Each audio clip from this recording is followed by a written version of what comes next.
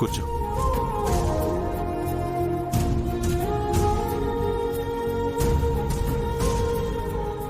Thanks sir. ప్రతిదానికి నువ్వు thanks sorry చెప్పక్కర్లేదు. మీకు శ్రమ ఎందుకు సార్?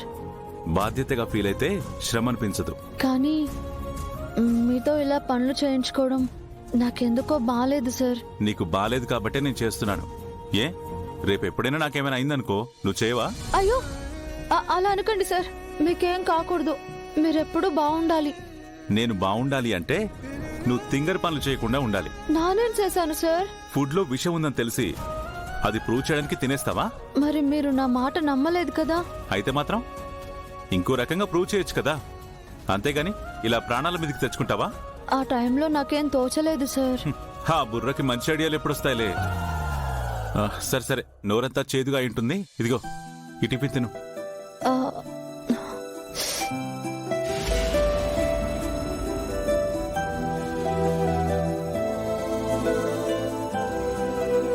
ఒక నిమిషం ఆగు, నేను తినిపిస్తాను. అయ్యో మీకెందుకు సార్ శ్రమ? నేను తింటానులేండి. ఒక ఇన్సిడెంట్ గంగకి ఇంట్లో పర్మనెంట్ ప్లేస్ ఫిక్స్ అయిపోయింది. బావగారు ఎంత కేరింగ్ చూపిస్తున్నారా? తినని నిమారం చేస్తే ఎత్తుకుని తినిపిస్తారేమో. సార్ నాకెవరైనా తినిపిస్తే తిన్నట్టు ఉండదు. నానే తింటాను సార్. అవునులే, తమరి ఈటింగ్ స్టైలే వేరుగా. తమరి చేతికి ఇంజెక్షన్స్ ఇచ్చారు, సెలైన్ లెక్కించారు. పెయిన్ గా ఉంది కదా, ఓవర్ యాక్షన్ చేయకుండా తిను. వద్దు సార్. ఏమైంది? ఎవరైనా గుడ్లు అప్పగించి చూస్తూ ఉంటే నేను తినలేను సార్. దిష్టి తగులుతుంది. చూడకుండా ఎలా తినిపించాలి?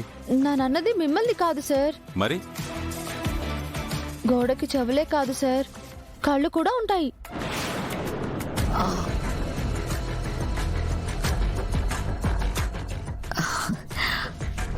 హాయ్ బావగారు, ఏంటి గంగకి ఫుడ్ తినిపిస్తున్నారా? లేదు, ఫుడ్ లో పాయిజన్ ఉందో లేదో టెస్ట్ చేస్తున్నాను.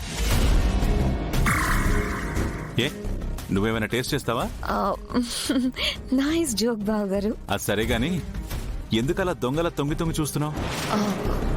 అది అది పాపం గంగ డిశ్చార్జ్ అయి వచ్చింది కదా, తనకేమైనా అవసరమేమో అని. ఓ సో మచ్ కన్సర్న్. దాన్ని చూసుకోవడానికి నేనున్నాను. నీకేదైనా పని ఉంటే చూసుకో, వెళ్ళు. అలాగే బావగారు, టేక్ కేర్ గంగా.